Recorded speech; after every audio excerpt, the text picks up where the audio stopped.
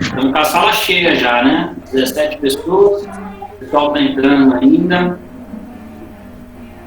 Bom, eu vou me apresentando enquanto a Maiara saiu. Acho que caiu a conexão. Quem? A Maiara. Ah, viu, Daniel? Via de regra, os alunos entram e saem por conta da internet, mas não se preocupa, tá? Vai entrando, saindo, fique tranquilo, viu? Tudo bem. Milena. Pessoal, vocês receberam o material da aula no WhatsApp que eu mandei de manhã. Então, vai ser possível acompanhar por lá também. Se por aí sigo só com áudio, tudo bem? Eu vou me apresentar para vocês agora, enquanto o restante do pessoal entra na sala de aula. E aí, quando eu percebi que já chegou umas 20 pessoas, mais ou menos, a gente começa o nosso conteúdo de hoje. Bom, primeiramente, é muito prazer. Eu sou o professor Daniel Nascimento. Vou acompanhar vocês nesse semestre em 2 disciplinas. Nós vamos trabalhar a disciplina de legislação empresarial e nós vamos trabalhar também a disciplina de técnicas de negociação. São 2 disciplinas fenomenais, vocês vão adorar, vai ser uma aventura a gente participar dessas 2 disciplinas, aprendendo conceitos sempre práticos, que a gente possa colocar no nosso cotidiano desde a primeira aula, e vai ser muito bom compartilhar esse conteúdo com vocês. Eu sou advogado, formado em Direito, bacharel em Direito, depois eu fiz a prova da OAB, passei na prova da OAB, e fiz uma pós-graduação na área de Direito Contratual. E vou lecionar para vocês a matéria de legislação empresarial. Para além disso, também tenho uma atuação numa empresa. Daniel, oi? Fala um pouquinho mais perto do microfone que está fazendo eco na sua voz, viu? Melhorou? Vamos lá. Melhorou. Se ficar ruim, vocês não hesitem em interromper, tá bom? Às vezes eu não consigo acompanhar aqui em tempo real o chat, mas vocês podem me interromper que eu paro, a gente sana a dúvida e avança. E na parte de legislação empresarial, nós vamos começar hoje com a aula de noções de direito constitucional.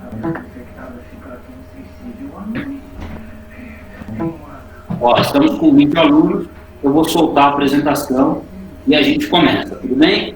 Pessoal, não tenham medo de interromper, a matéria de direito é uma matéria muito bacana, muito gostosa de se aprender, mas também é uma matéria complicadinha. Então, se por acaso, em qualquer parte do caminho, vocês perceberem que ficou um pouco mais denso, ficou um pouco mais difícil, liga o microfone, interrompe a aula, pergunte. Eu não tenho problema em ser interrompido, em retomar o raciocínio. O importante é que a gente consiga avançar e todos consigam aprender todos os pontos. Beleza? Bom, vamos lá. Para a nossa primeira aula, nós vamos trabalhar as questões de noções de direito constitucional. O direito constitucional é uma das matérias mais amplas que nós temos na área de direito. Para vocês terem uma ideia, na graduação a gente se dedica ao estudo do direito constitucional por 3 anos. E aqui, nesse curso técnico de administração e de RH, a gente pretende trazer algumas noções básicas, introdutórias, para que vocês possam, no dia a dia, como administradores, técnicos administradores, técnicos gestores de RH, aplicar essas noções básicas de direito. Para a nossa aula de hoje, eu separei 4 temas que eu vou mostrar para vocês agora.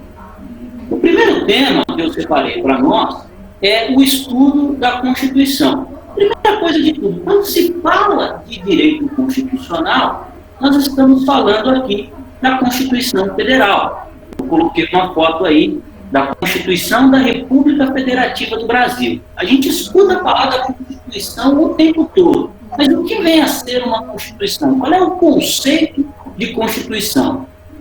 Depois, como se classifica uma Constituição? Como é feita a sua estrutura? E, por fim, lá no quarto item, nós vamos trabalhar a questão do poder constituinte. Quando a gente superar esses 4 pontos, a gente vai ter preparado o terreno para a nossa próxima aula, que são os direitos e as garantias fundamentais. Então, essa aula de hoje, queridos alunos, é muito importante para a gente poder compreender a aula que vem. Então, se por alguma razão você ficar com dúvida, ao final da aula, pegue o material que eu disponibilizei, o slide, leia o slide, e se ainda assim você tiver dúvida, pode me chamar no WhatsApp e eu vou tentar tirar essa dúvida junto com você. Bom, vamos lá. Ponto 1. Qual é o conceito de Constituição?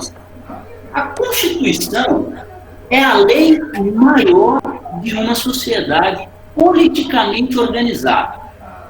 É o modo pelo qual se forma, se estabelece e organiza uma sociedade. Quando a gente fala que a Constituição é a lei maior, o que a gente quer dizer com isso?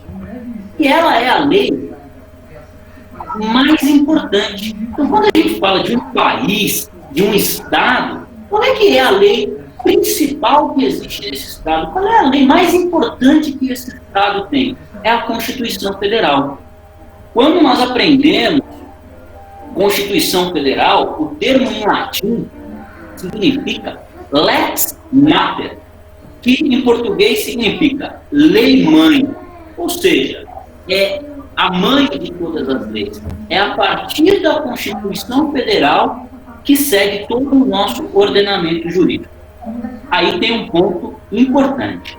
A Constituição posta, e eu vou pedir, fiz uma pausa, vou pedir para vocês olharem aqui para mim, porque eu gostaria de trabalhar com vocês um conceito, antes de entrar nessa parte importante da Constituição Federal, que é o conceito de jargão. Prestem muita atenção nisso que eu vou dizer, porque vocês vão usar o conceito de jargão em todas as aulas. Vocês vão aprender isso com o professor Rony, vocês vão aprender isso com o professor Alexandre, vocês vão aprender isso na minha matéria, vocês vão aprender isso em outras matérias. E o que vem a ser um jargão?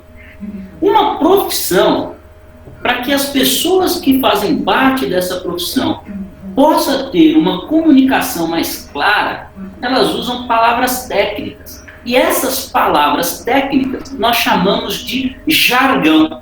Então, o que é uma palavra técnica? É uma palavra que por trás desta palavra existe um conceito. Então, quando a gente fala essa palavra, todo mundo junto, na verdade, está falando o quê? Está falando um conceito. E por que eu fiz a pausa nesse exato momento? Porque eu já usei uma palavra técnica. E eu gostaria que você, aí na sua casa, tivesse um caderninho, ou o bloco de notas do seu celular, ou o bloco de notas do seu computador. Se você for bom de memória, grava na memória, mas eu gostaria que você anotasse o significado das palavras técnicas que a gente for usando.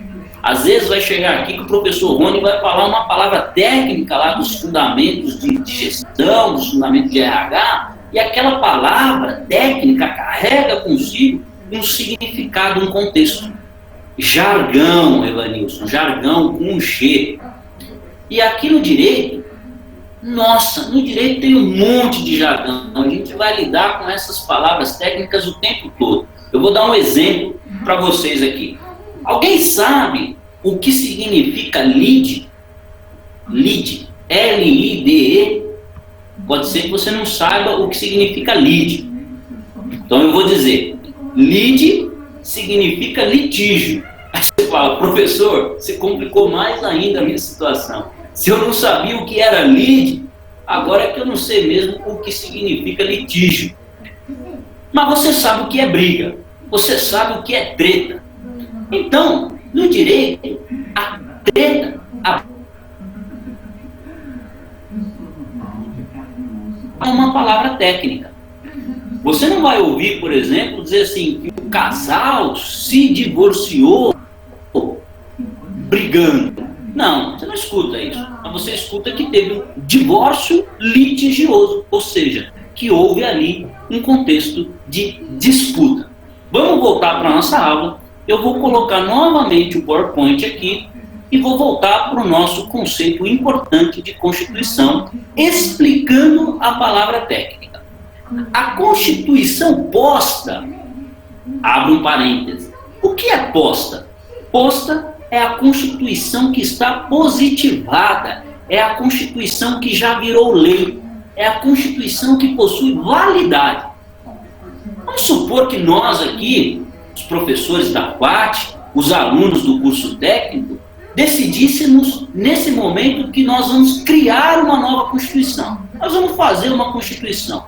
Tudo bem, a gente faz aqui, a gente gasta esse tempo da nossa aula para escrever uma Constituição. Essa Constituição que a gente escreveu, ela não tem validade, portanto, ela não é uma Constituição posta. Já a Constituição Federal da República Federativa do Brasil, essa que nós estamos trabalhando na aula, ela tem validade. Por isso que ela se chama Constituição posta. É aquela Constituição que possui validade. E ela tem força normativa. O que é força normativa? Ela vale como lei, possuindo uma super eficácia, pois ela tem o poder de afastar qualquer outra norma em sua aplicabilidade, devendo servir de guia para a criação e a interpretação das normas que compõem o nosso sistema jurídico. Bom, explica aí, professor. O sistema jurídico brasileiro tem muitas leis, muitas, tantas quantas a gente não consegue contar. Você provavelmente já viu um estudante de direito no metrô.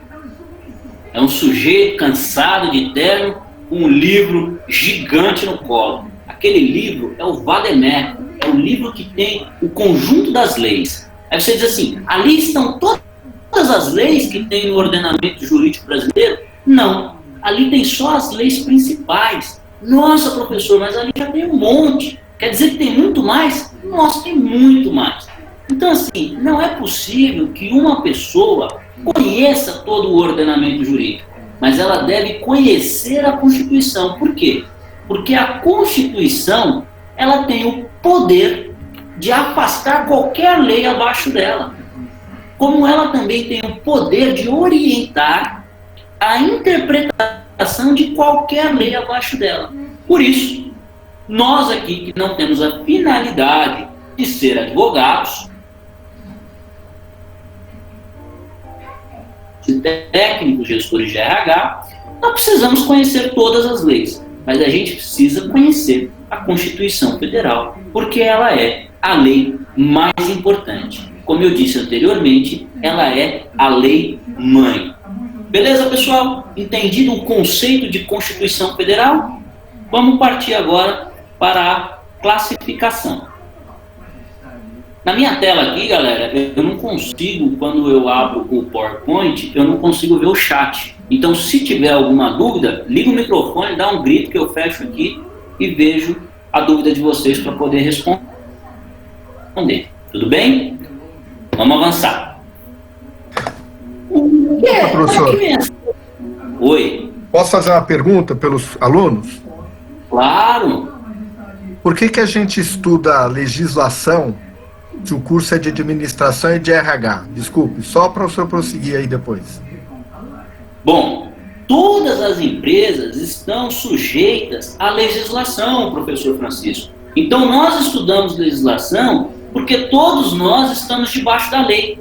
Então, a legislação é uma matéria importantíssima para que a gente consiga ter condições de, no nosso dia a dia, no departamento de RH de uma empresa ou no setor administrativo, agir dentro dos ditames do poder público, ou seja, agir conforme a lei. Essa é a finalidade de nós termos um panorama geral de legislação empresarial. Respondido? Muito obrigado. Vamos avançar.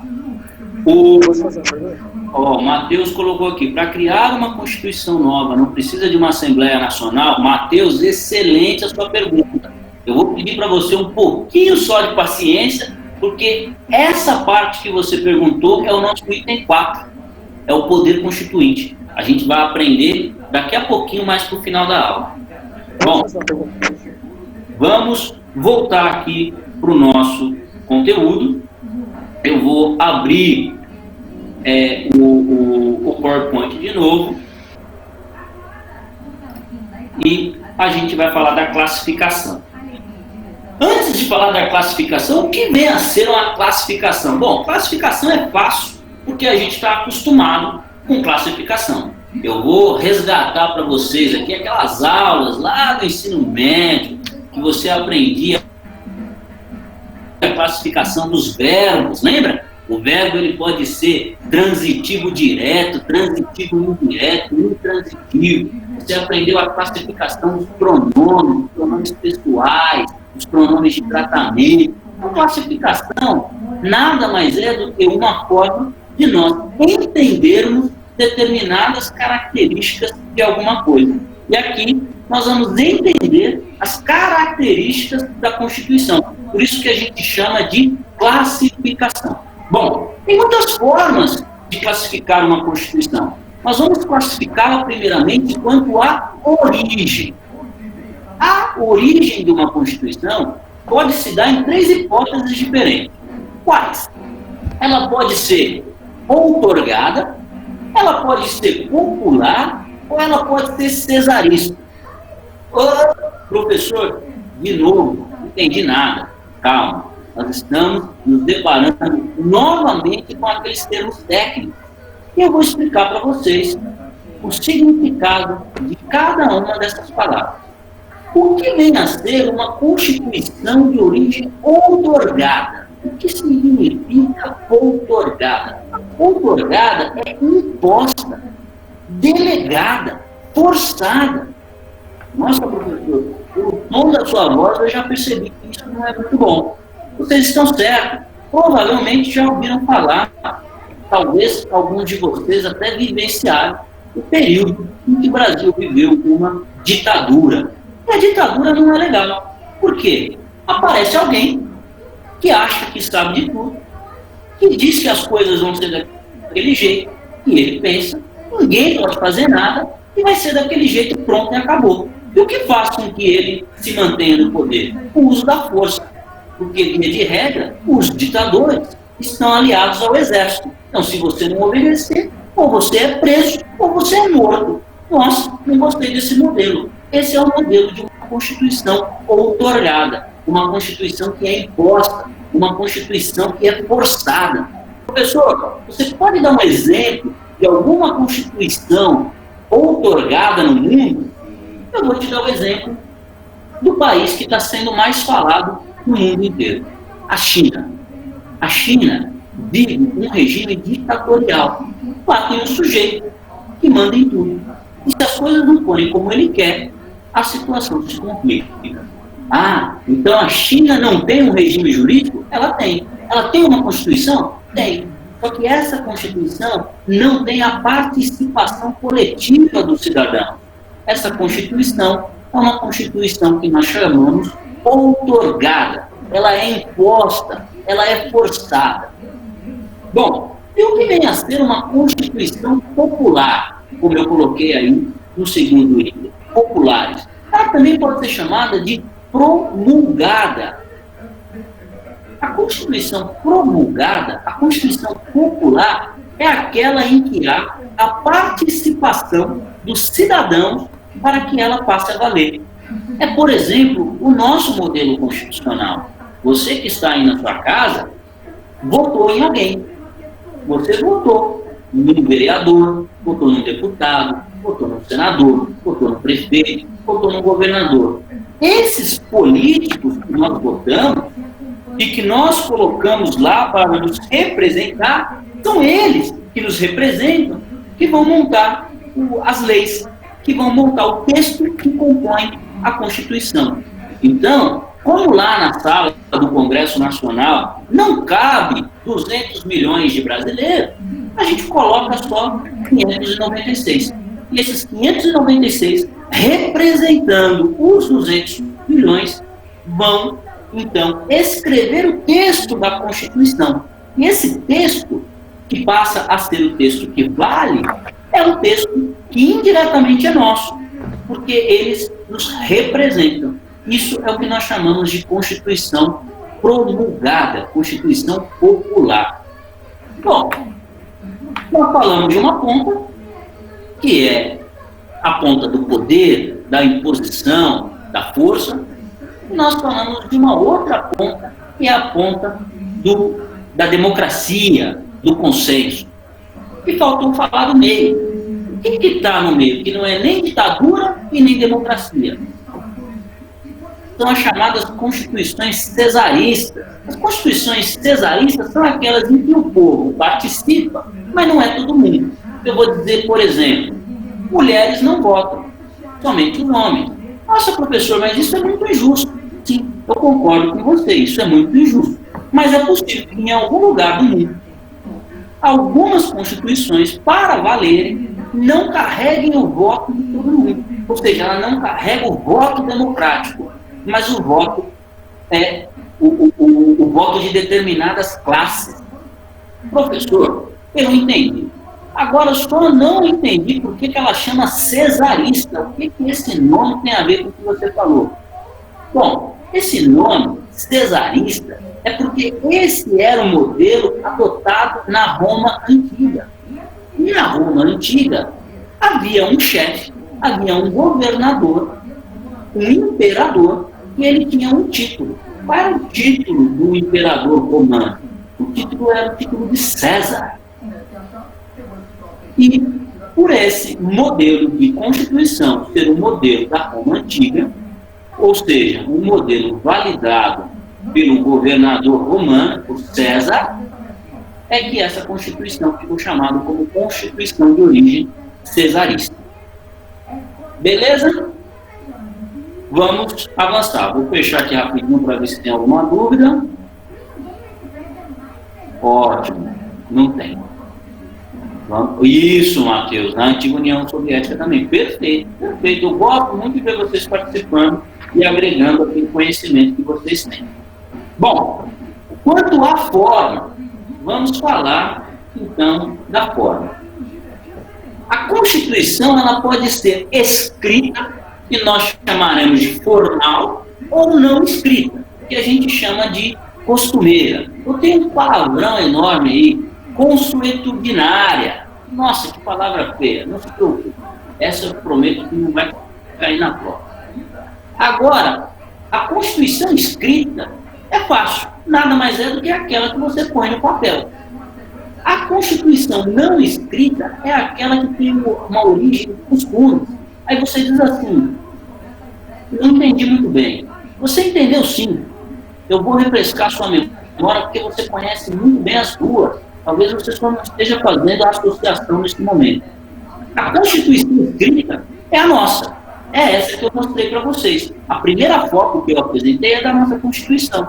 Se você digitar na internet Constituição Federal, Planalto do Governo, você vai ter acesso aos 250 artigos da nossa Constituição. Ela está escrita, alguém escreveu e colocou lá. Agora, a Constituição não escrita, a Constituição costumeira, é aquela que você vê nos filmes.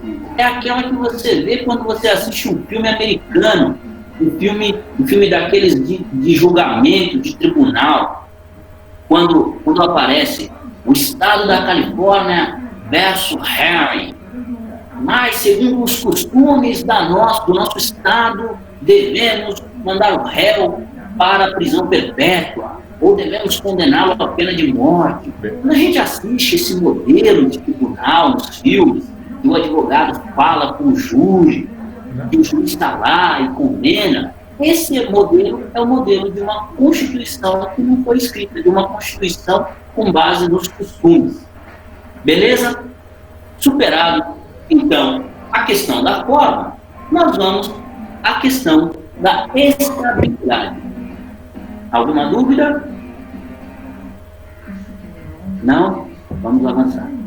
A estabilidade é uma questão, é um ponto muito importante. Quando nós falamos de estabilidade, nós estamos olhando para frente, estamos olhando para o futuro. Por quê? No momento em que a gente escreve o texto constitucional, a gente escreve de uma tal maneira que ele não seja alterado, que ele não seja modificado. Mas pode ser que em algum momento a sociedade evolua, a sociedade passa por determinadas mudanças e aquele texto precisa de ser alterado. Bom, a estabilidade é exatamente isso, é uma previsão, gravem bem, é uma previsão de futuras mudanças. E ela pode ser da seguinte maneira: imutável, ou seja, eu fiz a Constituição e escrevo uma regrinha, não pode mudar. Ah, mas a sociedade mudou, não importa, não pode mudar. Ah, mas a gente evoluiu, não importa, não pode mudar. Mas como assim? Não pode mudar, ela é imutável. Poxa, então, se precisar mudar, o que a gente faz? Pega a Constituição, joga fora, escreve outra. Nossa, esse modelo é um modelo muito duro. Então, existe o segundo modelo que nós chamamos de Constituição rígida. O que é a Constituição rígida? É aquela que dá para mudar, mas é tão difícil de mudar que ela é quase imutável. Ela possui uma rigidez. Poxa, essa também é uma Constituição que a gente vê em alguns países. Beleza. Existe a Constituição flexível. O que é a Constituição flexível? Aquela que você consegue mudar a qualquer momento. Ah, alterou o entendimento social, muda a Constituição. Ah, mudou o regime dos Estados, muda a Constituição. Então, a Constituição flexível é aquela que permite mudanças. E a Constituição semi-rígida, essa que é a nossa, que nós usamos, a Constituição da República Federativa do Brasil, é uma Constituição. Perdão, desculpe. É uma Constituição que não é flexível, ou seja, não é tão fácil de ser mudada, ela também não é imutável, nem é rígida. Tem um processo de mudança. Que processo é esse? Não vamos entrar no mérito aqui. Eu vou falar a título de curiosidade. O processo legislativo de mudança da Constituição. Você precisa fazer uma proposta, essa proposta precisa ser aceita na Câmara, depois ela vai para o Senado, ela precisa ter uma coisa chamada quórum de eleição. Venha a ser o quórum de eleição. Tem que ter a maioria dos votos para poder mudar, e aí vai. Isso a gente aprende em processo legislativo. Ou seja, não é tão fácil de mudar, mas se seguir as regras, a gente muda. Significa que ela é semi-rígida. Beleza? Compreendido? A estabilidade, volto a dizer, lembra que eu pedi atenção. Estabilidade trata da previsão de futuras mudanças. Gravem isso. Estabilidade é a previsão de futuras mudanças. Posso mudar? Não posso mudar? É fácil de mudar? Não é fácil de mudar. Foi isso que a gente falou. Agora, quanto à extensão, o conteúdo abordado na Constituição pode ser um conteúdo analítico ou um conteúdo sintético. Eu vou tomar a liberdade aqui, peço até licença aos demais professores, de invadir aqui uma área que não é a minha. Muito pelo contrário, uma área que não é a minha mesmo. Que é a área lá da matemática, a área daquelas planilhas, daquelas tabelas que deixam a gente maluco. Eu vou fechar um pouquinho o slide e vou voltar para vocês aqui, quero olhar para vocês. Quando a gente vê uma planilha de Excel, por exemplo, eu vou trazer um exemplo aqui, a gente vê uma planilha de Excel falando dos salários de uma empresa. Legal. Então, nós temos uma empresa, essa empresa paga para os seus funcionários salários. Tudo bem.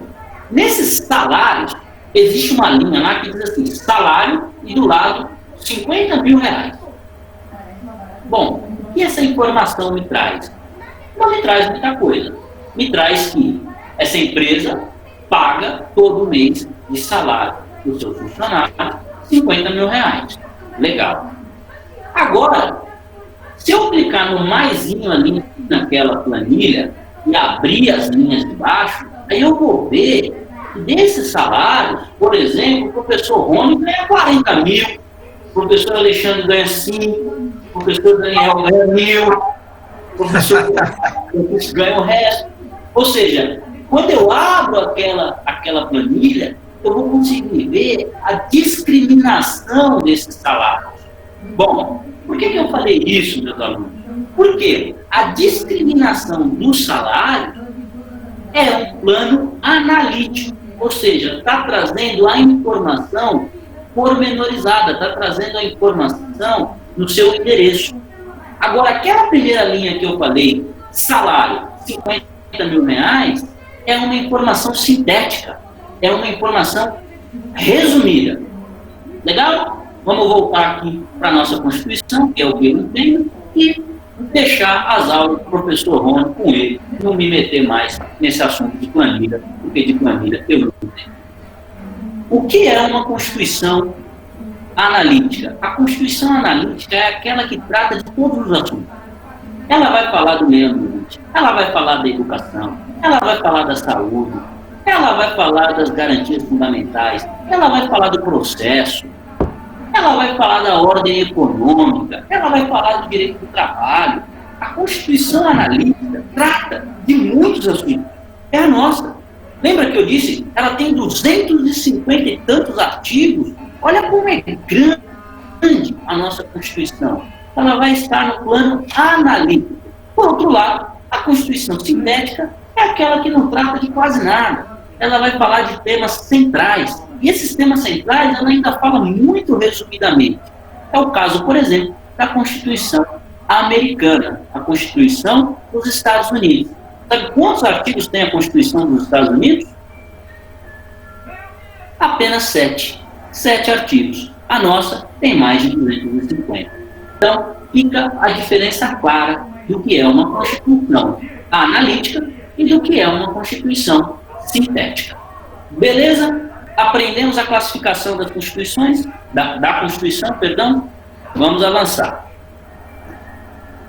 Esse desenho que eu fiz é um desenho que ilustra muitas coisas que a gente vai ver daqui para frente e ilustra algumas coisas que a gente viu no começo da aula. É uma pirâmide, e a pirâmide traz a ideia de hierarquia. O que é uma hierarquia? Aquilo que está no topo manda mais e aquele que está na base manda menos. Então, quem está no topo? A Constituição Federal. Ah, alguém falou alguma coisa? Só um cachorro. A Constituição Federal está no topo. E lá no começo da aula eu disse que em latim, Constituição Federal significa lex mater, ou seja, lei mãe. Ela está lá em cima, ela manda mesmo. É como na casa da gente. Na casa da gente, quem manda é a mãe da gente. E no nosso país, quem manda é a Constituição Federal. Ela está no topo, ela está acima de todas as leis. Depois vem as leis complementares, as leis ordinárias, as medidas provisórias e as resoluções. Essa pirâmide não fui eu que inventei. Quem falou dessa pirâmide pela primeira vez na história foi um austríaco chamado Hans Kelsen. Hans Kelsen foi o sujeito que disse que existe uma hierarquia no sistema jurídico. Ou seja, o sistema jurídico, para funcionar perfeitamente, precisa ter alguma coisa que manda mais e alguma coisa que manda menos. E nesse modelo que ele desenhou, a Constituição é quem manda mais. Se vocês digitarem lá no Google pirâmide de Kelsen, com K, vocês verão um desenho muito parecido com esse que eu fiz, que está demonstrando a hierarquia do sistema jurídico brasileiro. Agora, para a gente não ter dúvida, vamos passar por cada um desses pontos, entendendo o conceito e a aplicabilidade deles no nosso dia a dia. Lembra que eu disse que a finalidade dessa aula nossa é uma finalidade técnica, é uma finalidade prática. Então, esse conteúdo que a gente está aprendendo aqui, a gente tem que ter condições de aplicar no nosso dia a dia. Nem que seja para discutir um pouco mais de sofisticação no jantar, depois que a aula terminar. Vamos passar aqui para o próximo. Então, de acordo, voltando, Constituição Federal, leis complementares, leis ordinárias, medidas provisórias, resoluções. Agora a gente vai trabalhar o conceito de cada um. A Constituição Federal, a gente já viu, a gente já discutiu, já é uma coisa familiarizada para nós. É o conjunto das leis fundamentais e organiza, que rege o funcionamento do país. Bom, está superado isso. O que vem a ser as leis complementares? É uma lei cuja função é regular o normativo previsto na Constituição Federal. Nossa, outro palavrão, não entendi nada. É uma coisa mais ou menos assim. Eu vou pegar um conceito que a gente acabou de aprender e vou aplicar. Eu disse que a nossa Constituição é uma Constituição analítica, ou seja, ela tem um conteúdo extensivo, ela trata de muita coisa. E por tratar de muita coisa, ela precisa de ajuda, ela precisa chamar alguns parceiros, senão ela seria infinita. Por exemplo, lá por meados do artigo 156 em diante, ela vai falar assim: você cidadão, você cidadã, você população, você empresa, vocês vão pagar uma coisa chamada tributo. Tributo? Vocês vão pagar tributo. Então, para você que é registrado e tem carteira assinada, você vai pagar lá o PIS, o COFINS, você vai contribuir com o seu FGTS. Você que tem uma empresa, você vai pagar o ICMS, você vai pagar o ISS. Você que é dono de um carro, você que é dono de uma moto, você vai pagar o IPVA. Oi? Tributo seria imposto? Oi? Tributo seria imposto? Muito boa a sua pergunta. Qual o seu nome? Ana Luísa.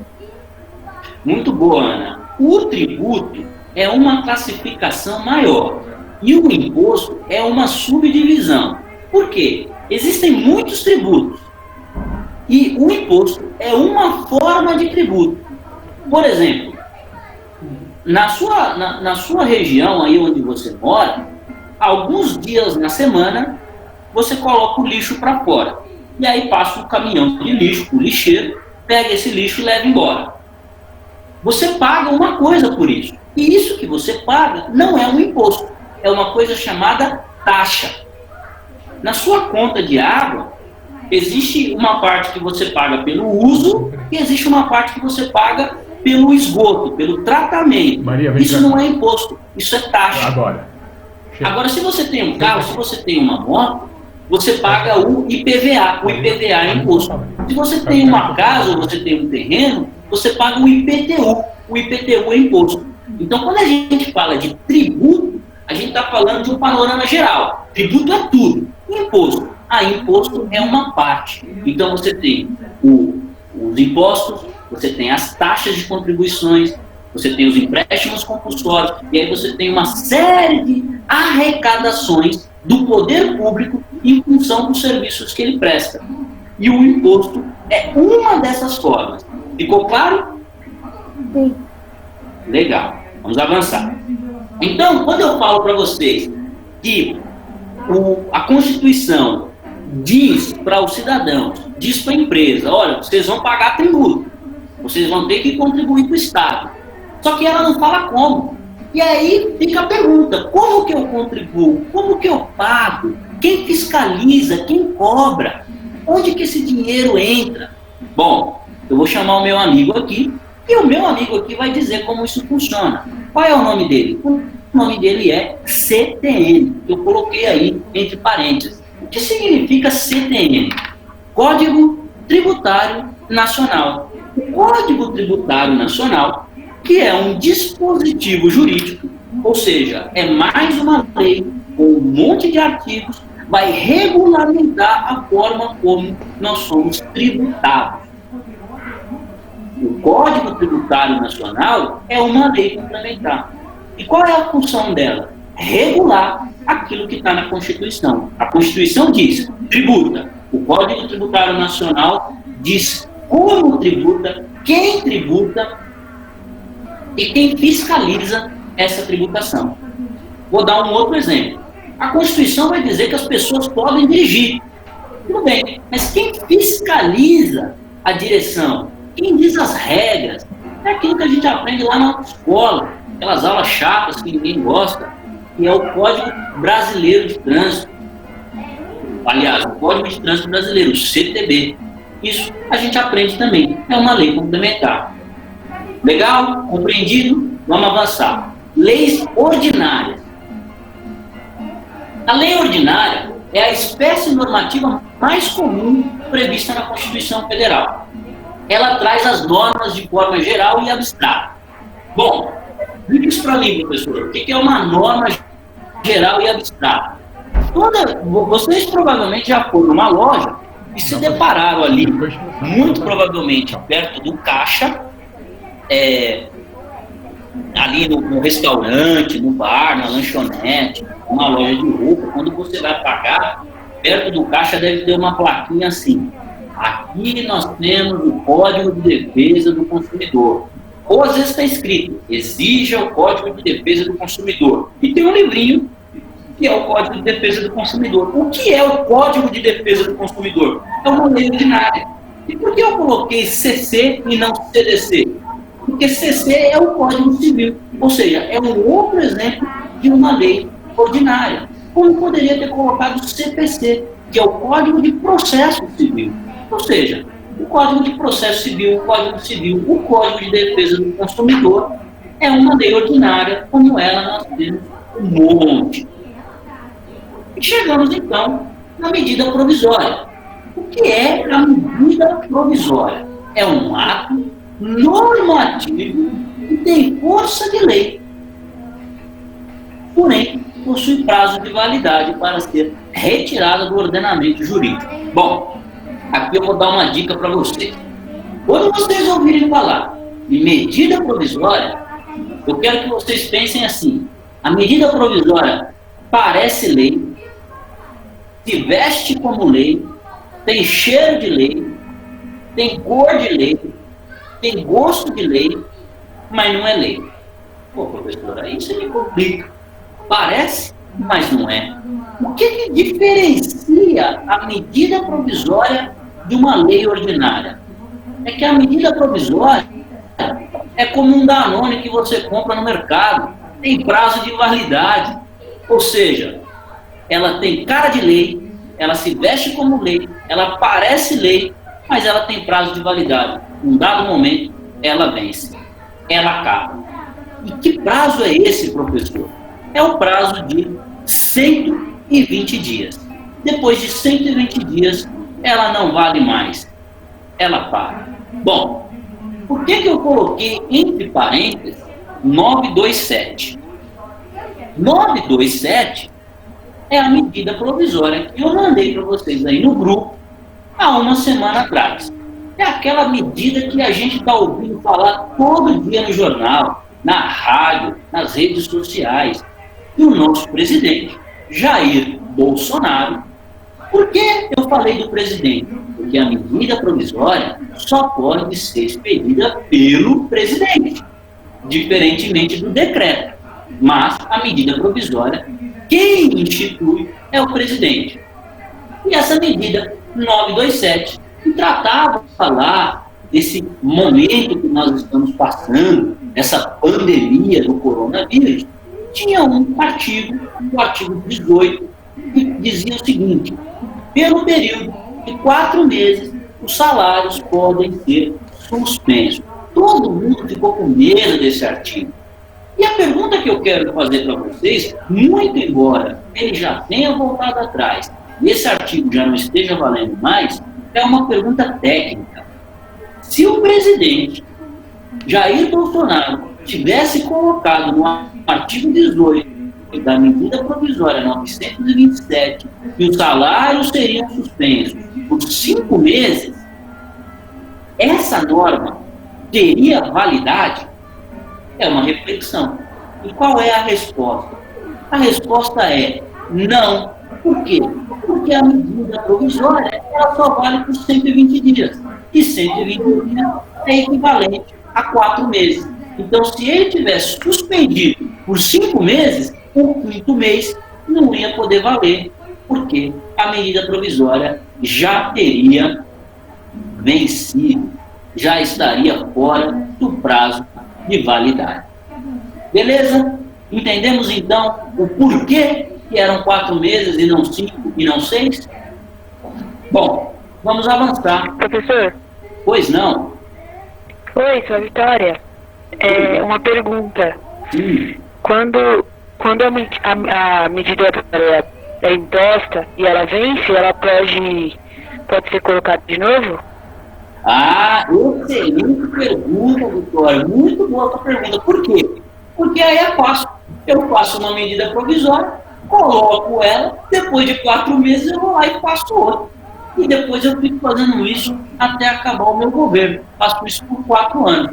Muito boa a tua pergunta. A resposta, naturalmente, é não. Uma vez que a medida provisória venceu, quando deu o prazo de 120 dias, ela não pode ser colocada em vigência novamente.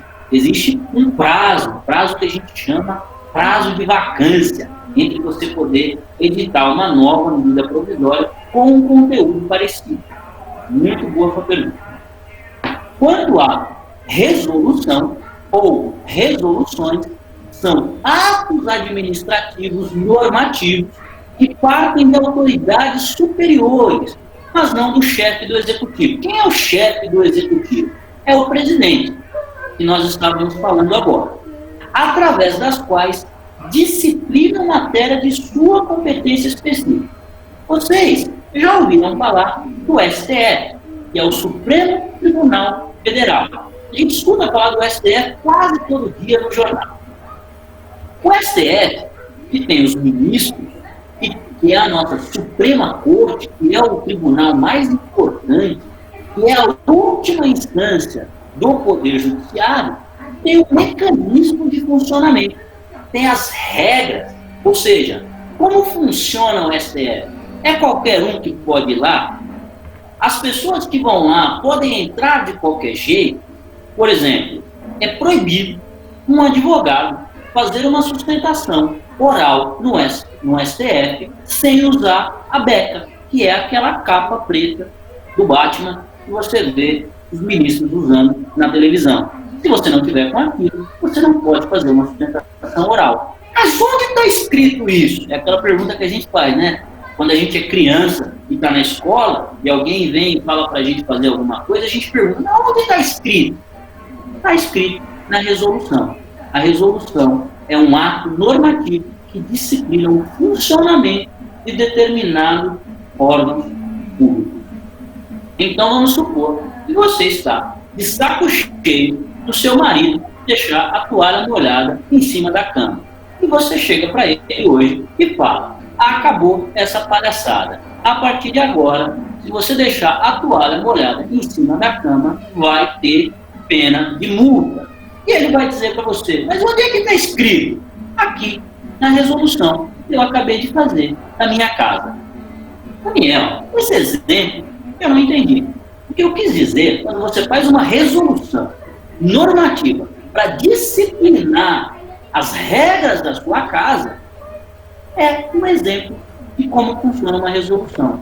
São atos administrativos, normativos, que disciplinam as casas dos poderes públicos, como o STF, o STJ, a Câmara dos Deputados, a Câmara dos Senadores, o Senado Federal e tantos outros órgãos do poder público. Ficou claro? Alguma dúvida? Deixa eu voltar aqui. Temos 13 comentários, deixa eu ler, para ver o que tem. Medida provisória, Matheus. É aquela que é usada em tempos de crise. Matheus, em tempos de crise, você usa a medida provisória com mais frequência. Mas ela pode ser usada mesmo se não tiver uma crise. Ela é uma medida pela qual o chefe do Poder Executivo, ou seja, o presidente da República, governa quando ele não tem tempo de editar uma lei que passa por todo o trâmite que a gente chama de processo legislativo, e ele precisa de uma coisa mais urgente, por isso que ela chama provisória, ele vai editando essas medidas. É uma lei criada, Vitória, legal. Vou voltar aqui para a nossa apresentação, e agora nós estamos mudando de assunto. Nós vamos tratar agora, deixa eu abrir aqui, abriu, estrutura da Constituição Federal. Aqui é a apresentação do que nós vamos falar. Nós vamos tratar dessa estrutura nos slides subsequentes. O que nós vamos falar nesse tópico da aula? Nós vamos falar do preâmbulo, da parte dogmática, dos atos, das disposições constitucionais transitórias, e depois nós vamos falar dos elementos, que são os elementos orgânicos, são os elementos limitativos, são os elementos socio-ideológicos, os elementos de estabilização constitucional e os elementos formais de aplicabilidade. Essa parte, eu confesso a vocês, é um pouco mais chatinha, é um pouco mais teórica, requer uma atenção especial para que vocês possam entender e não ficar pescando. Vamos lá. O que vem a ser o preâmbulo da Constituição Federal? O preâmbulo é a parte preliminar. É isso que significa preâmbulo. É o pré, é o que vem antes. E anuncia o que está por vir. Lembra quando eu comecei a aula? Eu não comecei a aula falando o conteúdo da aula. Eu não entrei falando para vocês jargões em termos técnicos. Não. Eu primeiro me apresentei e depois eu disse o que nós iríamos estudar. Aquele slide que eu disse o que nós vamos estudar, por exemplo, esse slide aqui, ó, estrutura da Constituição. Isso daqui é um preâmbulo. Por quê? Aqui não tem a estrutura e aqui também não tem os elementos. Mas aqui eu estou dizendo que nós veremos a estrutura e que nós veremos os elementos. Isso é um preâmbulo. O mesmo acontece na Constituição Federal. E já que é assim, ele não possui força normativa, conforme o entendimento do STF. Aí você fala assim, por que, professor, que o STF, a Suprema Corte, o Supremo Tribunal Federal, precisou dizer que o preâmbulo não tem força normativa? Quem foi que levantou essa questão? Bom, houve uma ação para discutir se o preâmbulo tinha ou não força normativa. E sabe por quê? Lá no preâmbulo tem a palavra Deus. Lá no preâmbulo, nós falamos que a nação está abaixo de Deus. E se discute que no Brasil o Estado é laico, ou seja, o Estado não depende de uma religião.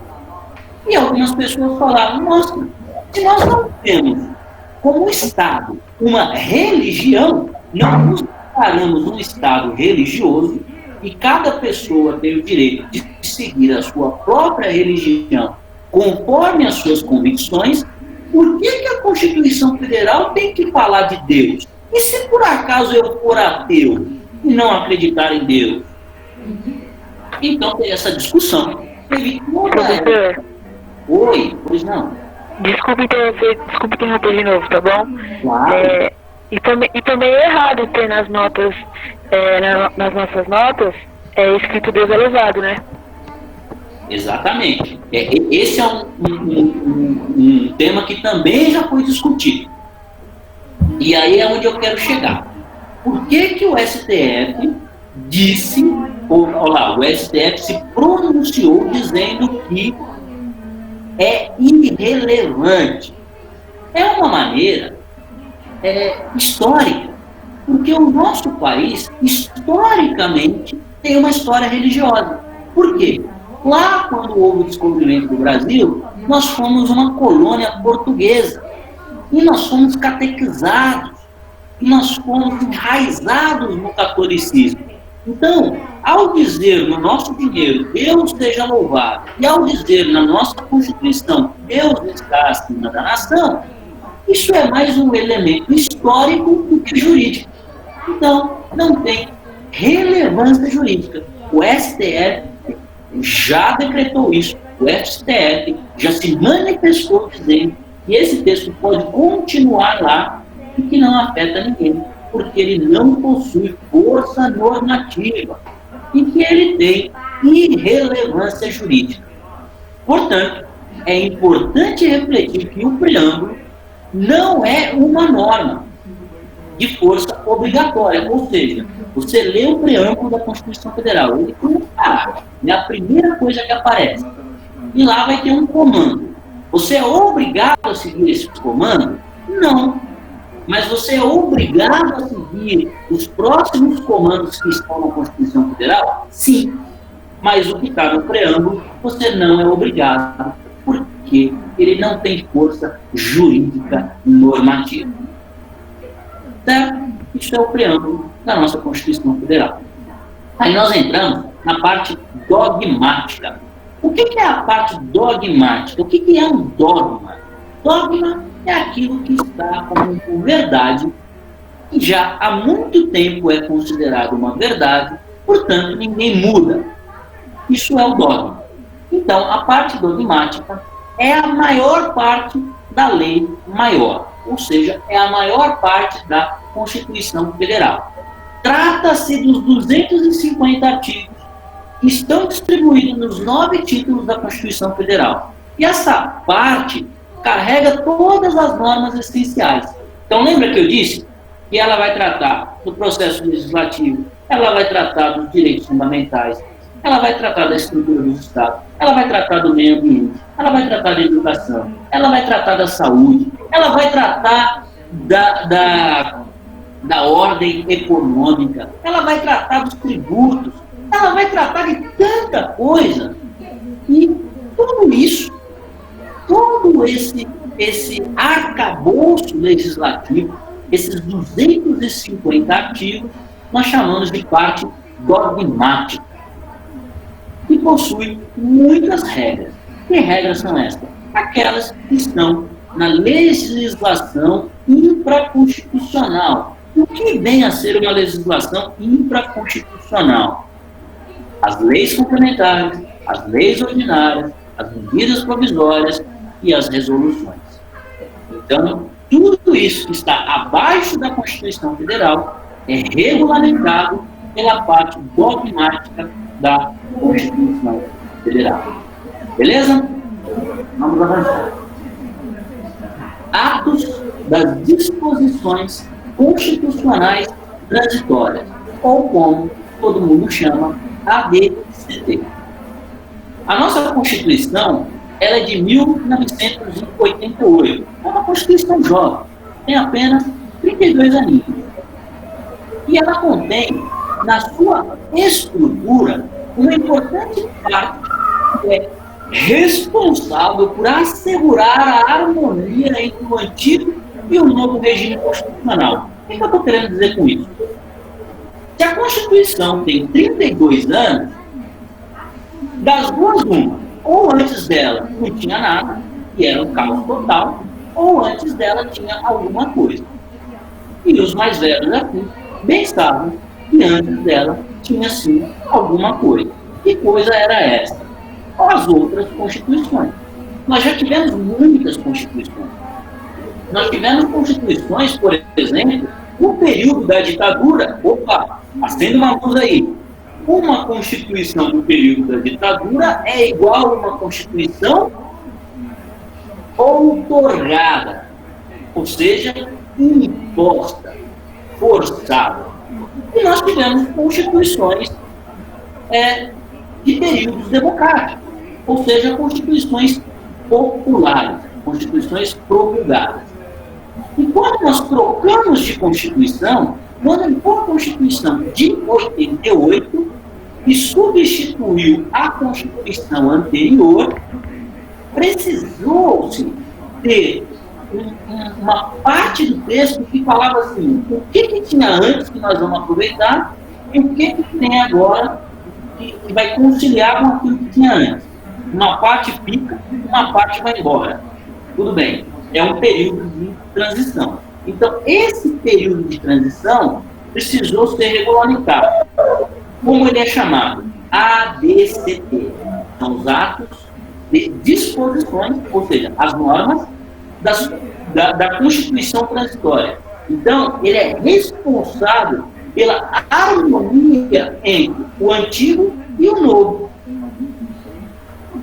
Certo? Vamos avançar. Falando agora dos elementos, nós vamos começar pelos elementos orgânicos, que são aqueles que contêm normas que regulam a estrutura do Estado e do poder, os quais concentram predominantemente no título 2. Você vai perceber que quando nós tivermos a nossa aula presencial, eu vou levar uma Constituição para a gente poder ter contato com a Constituição, a gente poder pegar, abrir, ler um pouquinho, ler um pedacinho. E a Constituição se divide por títulos. Tem o título 1, tem o título 2, vai até o título 9. Cada título trata de um tema. E é isso que nós estamos falando quando nós falamos de elemento orgânico. São os títulos, essa divisão, essa maneira de organizar. Vocês vão perceber como futuros técnicos, administradores e futuros técnicos de gestão de RH, que uma das coisas mais importantes na profissão de vocês é a organização. Por quê? Às vezes a empresa ela acontece e está tudo uma bagunça, está tudo uma zona. A coisa anda, mas não está ordenada. Então, eu estou lá pagando os fornecedores, eu estou pagando os funcionários, eu estou recebendo dos clientes, mas às vezes eu não tenho uma planilha, eu não tenho uma pastinha, eu não tenho um controle. Então, a organização vai passar a ser a principal aliada de vocês. Por exemplo, nesse momento de pandemia, que nós estamos tendo uma aula à distância, uma aula online, é fundamental que vocês tenham organização. Organização de estar em casa no horário, ligar o computador no horário, ter um caderninho, fazer as anotações. Como você faz isso? Com organização.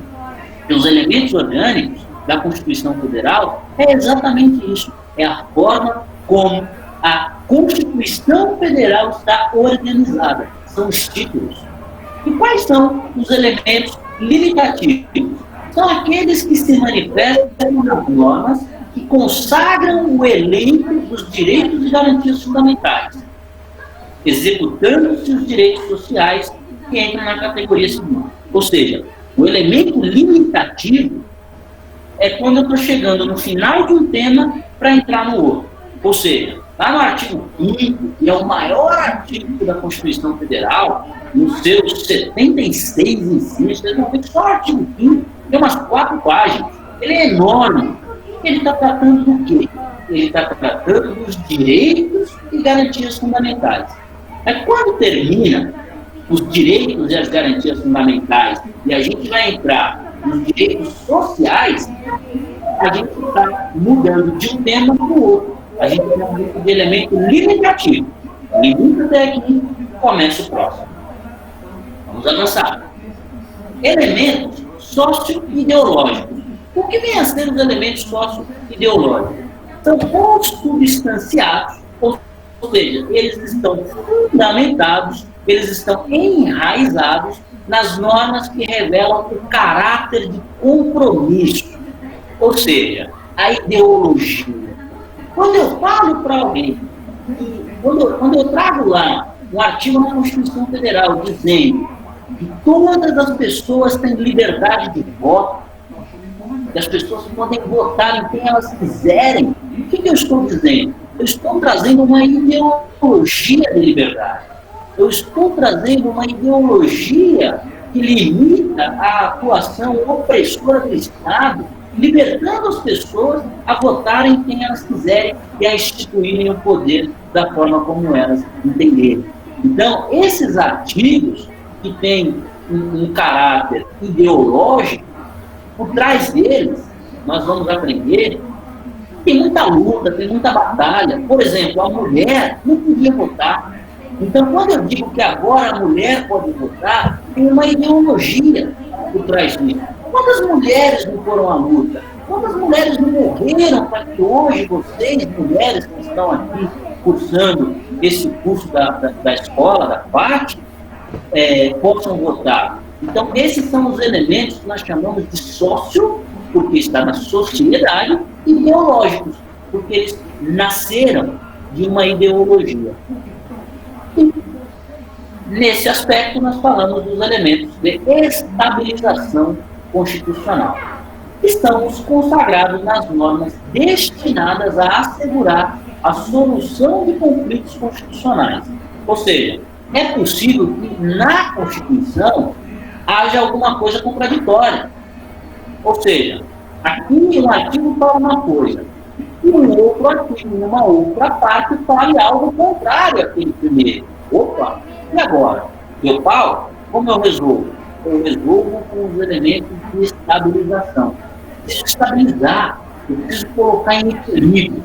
E nós temos aqui alguns exemplos, como, por exemplo, como eu trago aqui, o artigo 34, 35, o artigo 36, o artigo 59, o artigo 60. Eu não vou abrir eles aqui para cada um de vocês, porque senão a nossa aula não acaba.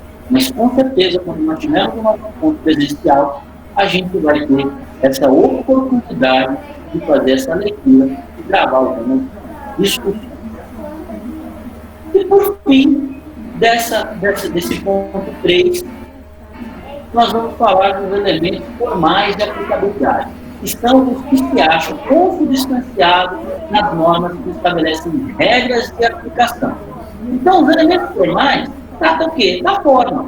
É tudo que a gente falou até agora. O preâmbulo, o dispositivo, os ADCTs, que são os atos de disposição transitória, e eles têm todos a aplicabilidade imediata. Ou seja, a pergunta é, quando começa a valer? Agora. Ah, mas está escrito lá, é para quando? É para agora. Então, os elementos formais têm aplicabilidade imediata. Bom, moçada, superado isso, nós vamos entrar agora na última parte da aula, que é a parte do poder constituinte. Eu vou fechar um pouquinho aqui, vou ver se tem algum comentário. Essa segunda parte é uma parte um pouco mais densa. Eu disse que vocês precisariam prestar atenção porque ela é um pouco mais chata de entender. Agora a gente está indo numa parte um pouquinho mais tranquila, um pouquinho mais legal. Deixa eu ver aqui o que o Marcos falou com a gente. Professor, os nossos líderes políticos são obrigados a conhecer a Constituição ao pé da letra? Ô Marcos, eu vou responder essa sua pergunta citando um artigo de uma lei chamada LINDB, que diz o seguinte: ninguém se excusa. O que é se excusa? Ninguém escapa do poder alegando desconhecimento da lei. Ou seja, não só os nossos líderes políticos têm a obrigação de conhecer a Constituição Federal, como todos nós, os cidadãos. Eu tenho essa obrigação, você tem essa obrigação, os seus colegas têm essa obrigação, todos nós temos. Por quê? Se por acaso a gente agir de alguma forma que contrarie algum ato que esteja explicitado na Constituição Federal, e quando chegar lá, eu falo assim, pô, mas eu não sabia, ele vai me dizer assim, pô, essa desculpa não cola. Como assim eu não sabia? Todo mundo tem que saber. Então, essa é uma parte complexa, mas infelizmente é a realidade. Todos nós temos que conhecer a Constituição, porque ninguém se excusa da lei, ou seja, ninguém escapa da lei alegando o desconhecimento. Por exemplo, a Constituição, ela vai tratar lá da questão do racismo. Mas vamos supor que eu cometa um ato racista, ainda que numa brincadeira, e eu sou preso. Aí, quando chegar na prisão, eu olho para o delegado e falo assim, senhor delegado, eu não sabia, eu deixei escapar. Ele vai dizer, o problema é seu. Não se cuida da lei, alegando o desconhecimento. E por que eu não tenho nesse exemplo? Porque talvez vocês se lembrem que, recentemente, alguns poucos meses atrás, houve uma onda em que os youtubers fizeram piadas. e a sociedade toda caiu em cima. E houve um processo. E nesse processo, um deles tentou dizer, mas eu não sabia que esse argumento dele não colou, porque todos somos obrigados a saber. Beleza? Vamos avançar? Esse é o nosso último tópico. Vou tentar deixar ele um pouco mais tranquilo e aí a gente caminha para o final. Deixa eu abrir aqui.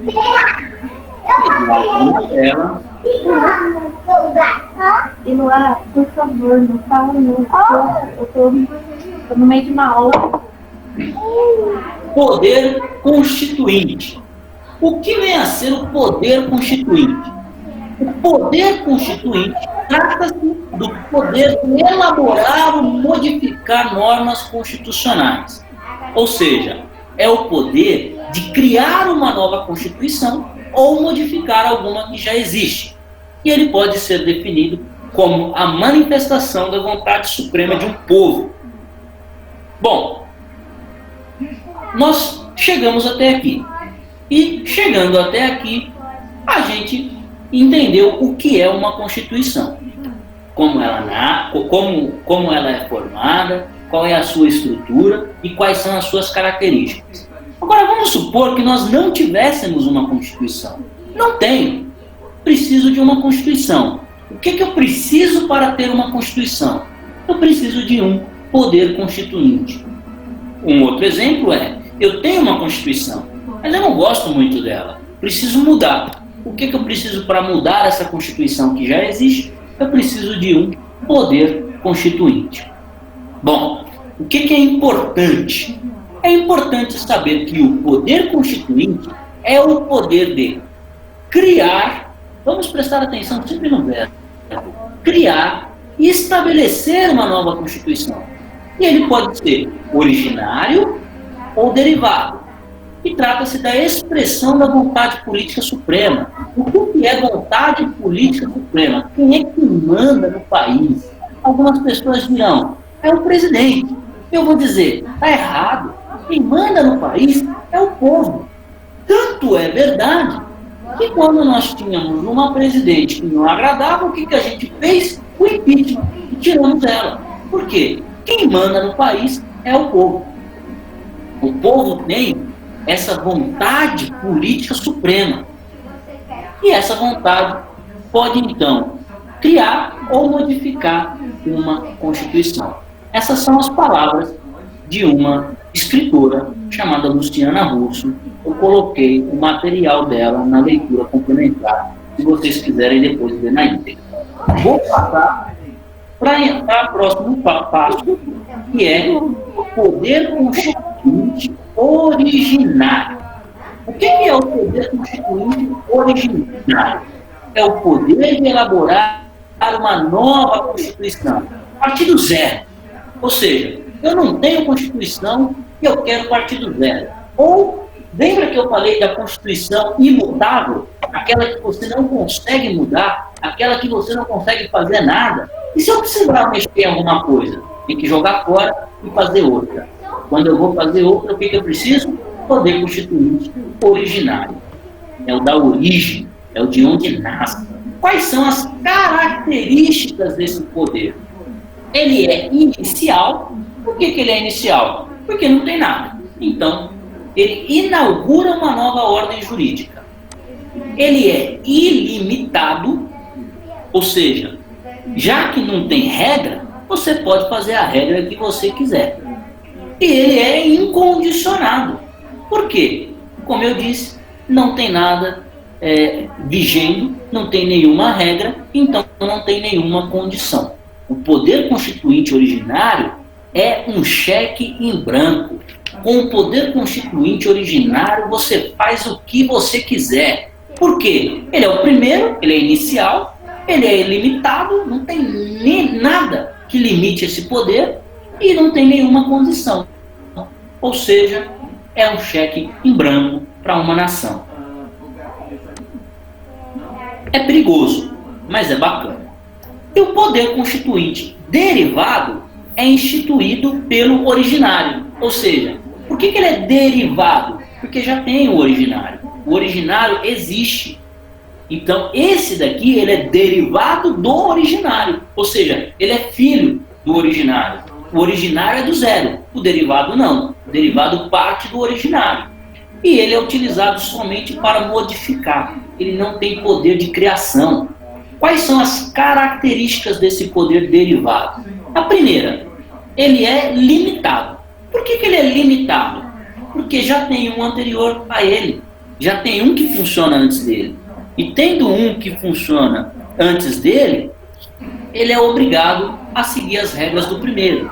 Secundário, porque o originário é o primário. Então não dá para ter dois primeiros. Então ele vem em segundo lugar. Condicionado. O que é condicionado? Ele tem condições. A condição é o famoso e se. Ah, mas eu posso fazer isso? Ah, se eu fizer, vai ter essa consequência. Se eu mudar, vai ter essa consequência. Então ele é condicionado ao primeiro. E o poder constituinte derivado pode ser dividido em reformador, ou decorrente, ou revisor. O reformador é o poder de modificar a Constituição segundo o processo que nela está previsto. Ou seja, o poder constituinte originário tem que dizer como é que o reformador funciona. O decorrente é investido aos Estados-membros, ou seja, ele é feito pelas leis orgânicas. E o revisor é aquilo que a gente já falou do ADCT. Tem uma Constituição que estava em vigência, está entrando uma Constituição nova e essa Constituição nova precisa se comunicar com a anterior. Como que é feito isso? Pelo poder revisor. É lá no ADCT que a gente vai encontrar essas regras. Beleza? Vamos avançar. Deixa eu abrir de novo o slide. Vamos avançar agora para retroatividade. A retroatividade, ela pode ser de algumas formas. Máxima, média ou mínima. O que é retroatividade? Quando a gente volta para a Constituição anterior para captar os dispositivos que estão nela. Senhor, Oi, pois não. O que é mitigada? Oi? O que é mitigada? Mitigada? Mitigar é ir parando aos poucos, é ir matando. Quando eu falo assim, olha, se eu falar para você assim, o seu poder é mitigado, significa que alguma coisa está tirando o seu poder aos poucos. Então, é isso o significado de mitigar. É ir tirando aos poucos, é tirar os pedaços. Então, a retroatividade máxima é quando uma norma ataca fatos consumados. Ou seja, a lei nova não respeita a coisa julgada ou os fatos jurídicos consumados. Então, teve uma decisão, essa decisão já acabou, ela já está proferida, ela já está definida, e eu falo assim, entrou uma lei nova. Essa lei nova pode desfazer essa decisão que já foi tomada? Na retroatividade máxima, sim. Na retroatividade média, vai depender de alguns critérios. Que critérios? Aqueles definidos em lei. E na retroatividade mínima, temperada, quando eu falo temperada, é que misturou a máxima com a média. Aí eles chamam isso de tempero. Ou mitigada, ou seja, aquela que diminuiu. A lei nova não atinge os fatos anteriores, só em raríssimas exceções. E por fim, a gente vai falar do tema da recepção. O que é recepção? Esse tema é muito tranquilo, é muito fácil. Nós tínhamos uma Constituição. Essa Constituição saiu. Entrou uma Constituição nova. Beleza. Só que, lá no nosso slide, um dos primeiros, eu vou voltar nele aqui. Vamos ver se vocês me acompanham aqui. Opa, cheguei. Eu disse que a Constituição é a lei maior. abaixo da Constituição, da Constituição Federal, nós temos leis menores, ou seja, as leis inferiores à Constituição. Aí tudo bem. Essas leis complementares, as leis ordinárias, as medidas provisórias, as resoluções são infinitas. Então, como eu disse, tem o Código de Defesa do Consumidor, tem o Código Civil, tem o Código de Trânsito, tem o Código Tributário, tem a Resolução do Meio Ambiente, tem o Código de Processo, ou seja, eu tenho um monte de lei. Aí eu resolvo trocar a Constituição. Ou seja, eu mexi lá no topo. O que eu faço com aquele monte de lei? O que eu faço com aquele mundo de ordenamento jurídico? Por exemplo, eu celebro um contrato que está de acordo com o CDC, que é o Código de Defesa do Consumidor. E esse contrato tem um prazo de validade de 20 anos. Aí eu troco a Constituição Federal. E aí, o que acontece com esse contrato? Por exemplo, tem uma empresa e essa empresa segue a lei trabalhista. Aí eu troco a Constituição. O que eu faço com essa lei trabalhista? Então, esse slide de recepção, ele está falando exatamente disso. É o processo abreviado de criação de normas jurídicas. Por que abreviado? Ele é menor. Pelo qual a nova Constituição adota as leis já existentes, se com elas compatíveis.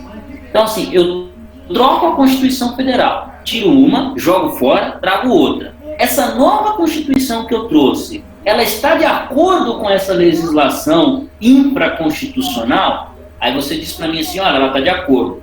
Ah, então tudo bem, não preciso refazer toda a legislação. Eu posso receber essa legislação, por isso que chama recepção. Ah, mas tem um artigo ou outro ali que não bate. Tudo bem, o artigo que não bate, esse eu não recebo. E o resto? O resto eu recebo. Isso é a recepção. E ela tem dois tipos.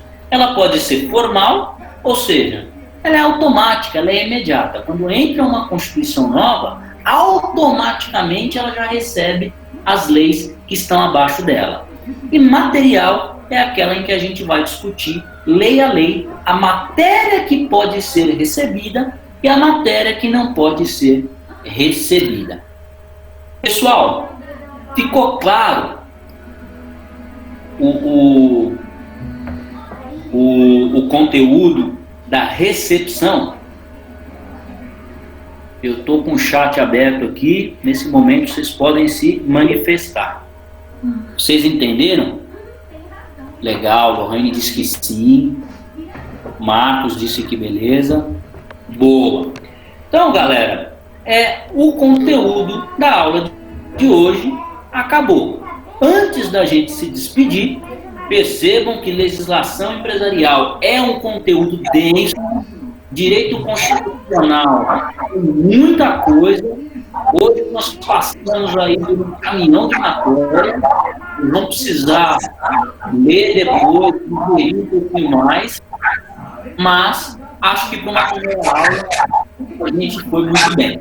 Antes de encerrar com vocês, eu gostaria de responder duas questões que eu trago aqui no PowerPoint e acho fundamental que vocês se manifestem.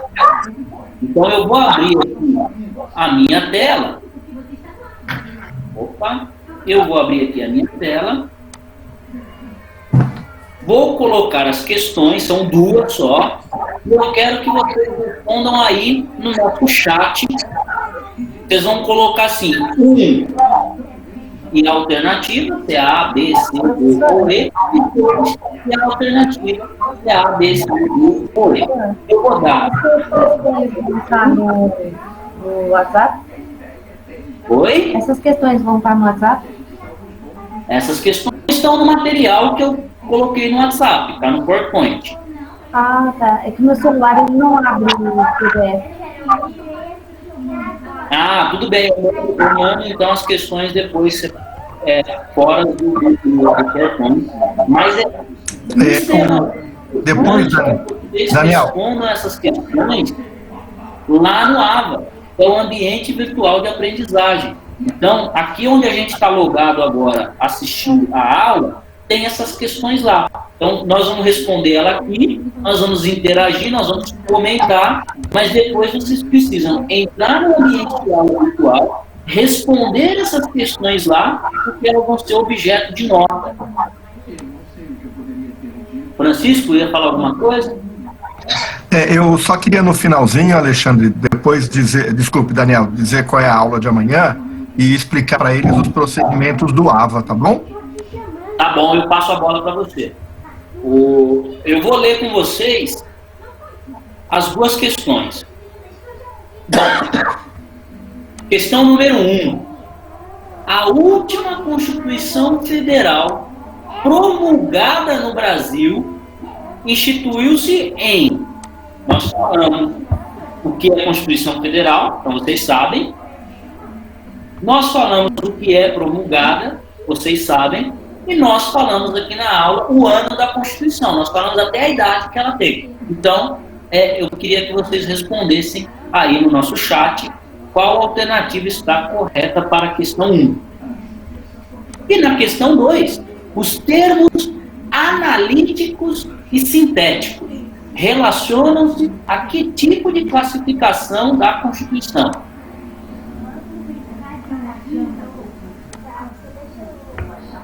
Vamos ver.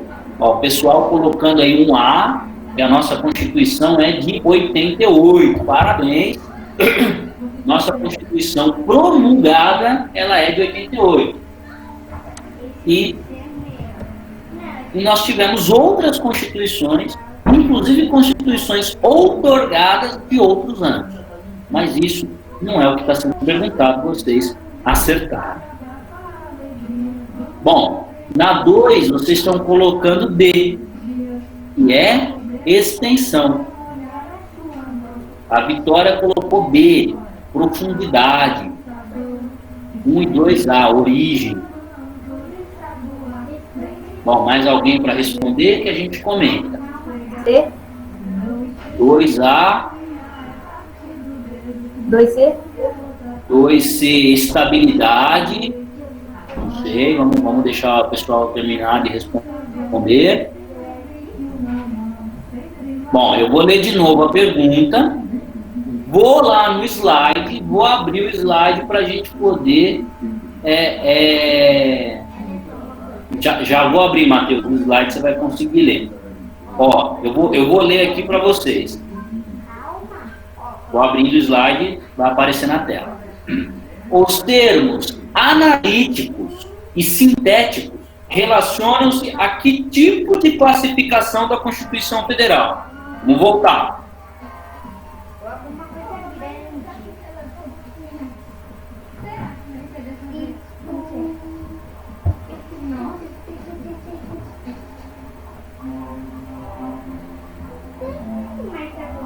Chegamos aqui. Classificação. Classificação, ó, lá no finalzinho do slide, quanto à extensão, o conteúdo abordado pela Constituição pode ser classificado em analítico ou sintético. Então, no tema, vocês conseguem ver o mouse mexendo? Classificação. O que significa sintético e analítico? É a classificação da extensão. Vamos voltar lá para o final. Extensão, alternativa D, de Daniel. Isso aí, mano, na página 4. Por que não seria a alternativa B? Eu vi que algumas pessoas responderam B e algumas pessoas... Aliás, vamos passar aqui por todas as alternativas. A origem não é, porque a origem a gente aprendeu que ela pode ser promulgada, outorgada ou cesarista. Profundidade não é um meio de classificação. Não existe essa classificação quanto à profundidade. Estabilidade, que é a alternativa C, também não pode ser, porque estabilidade, lembra que eu chamei a atenção de vocês algumas vezes? Atenção, estabilidade, futuras mudanças, previsão de mudanças. Ela é rígida flexível, semi-rígida ou imutável. A extensão é aquilo que a gente disse, ou seja, ela pode ser analítica, tratar de muita coisa, ou ela pode ser sintética, tratar ali de pouca coisa resumidamente. E a forma não pode ser, porque a forma é ou escrita, que eu trouxe o exemplo da nossa Constituição, ou não escrita, que eu trouxe o exemplo dos filmes americanos, quando a gente fala ali dos costumes, que tinha até aquele palavrão ali no meio, e a gente nem ficou repetindo. Certo? É isso aí. A maioria dos alunos acertou, o que é muito bom, significa que vocês estão atentos à nossa aula e ao conteúdo. Quem não acertou, tem a oportunidade de acertar lá no ambiente virtual de aprendizagem, até porque lá vai valer nota, aqui é só uma discussão, e fica um pouco mais atento no conteúdo da nossa próxima aula. Bom, pessoal, muito obrigado, agradeço a paciência de vocês, nós ficamos aqui por 1h30 conversando, e eu fico muito feliz nessa 1h30, ninguém saiu da sala, vocês participaram, vocês fizeram perguntas, vocês ficaram atentos, vocês acertaram o exercício. Quero dizer que vai ser um prazer imenso compartilhar um pouquinho daquilo que eu sei com vocês. Estou ansioso para aprender um pouco daquilo que vocês sabem, porque nós aprendemos muito com vocês.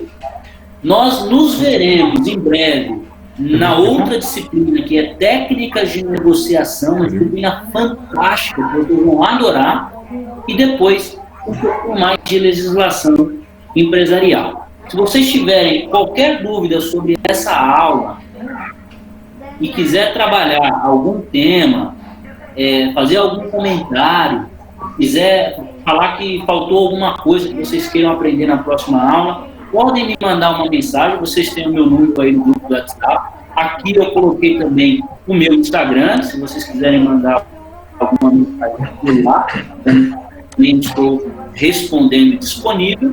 E não esqueçam que amanhã tem mais aula e o professor Francisco agora vai passar as orientações. Muito obrigado, moçada, foi um prazer compartilhar esse tempo com vocês. Grande beijo. Pessoal, muito obrigado pelo estudo de vocês, pela atenção. Eu acho que vocês estão percebendo que aos poucos a gente vai aprendendo com o processo. Ontem foi um pouquinho mais demorado com a chegada da turma, todo mundo junto. Hoje, chegando um pouquinho mais cedo, cada um se logando aos poucos, a gente não satura a plataforma, tá certo? Mas o meu pedido é o seguinte: amanhã, hoje à noite, durante a semana, vocês têm a senha e o usuário. Utilizem esse ambiente virtual. Além dessa aula, dessa sala de aula, que vai ser sempre essa, toda noite vocês vão chegar, vão clicar nesse botão e vocês vão ter uma aula ao vivo. Porém, além disso, tem lá a disciplina Fundamentos de RH, que foi desenvolvida pelo professor Ronier, ela está pronta. Na primeira aula, vocês têm questões, tem um resumo, e além disso, vocês têm um fórum com frases, com temas para vocês debaterem. A mesma coisa acontece com a disciplina do professor Daniel, Legislação Empresarial. Ela está lá, são 16 aulas, uma aula por semana, vocês podem entrar, verificar as questões. Nós não estamos, nesse momento, cobrando as atividades, porque vocês estão aprendendo o uso da ferramenta, tá certo? Mas todas essas atividades valem como avaliação.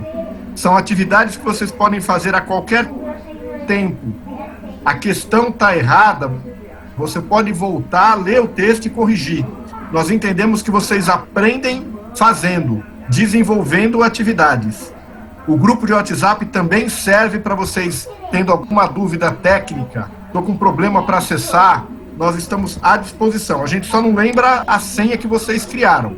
Mas se vocês perderam a senha, não conseguem acessar, entre em contato, a gente reseta a senha para vocês entrarem de novo. Amanhã, às 19 horas, conosco ontem e hoje, e a disciplina é Gestão Organizacional. Obrigado pelo tempo, uma boa noite para vocês todos, tá? E parabéns pela postura de todos na sala virtual. Parabéns.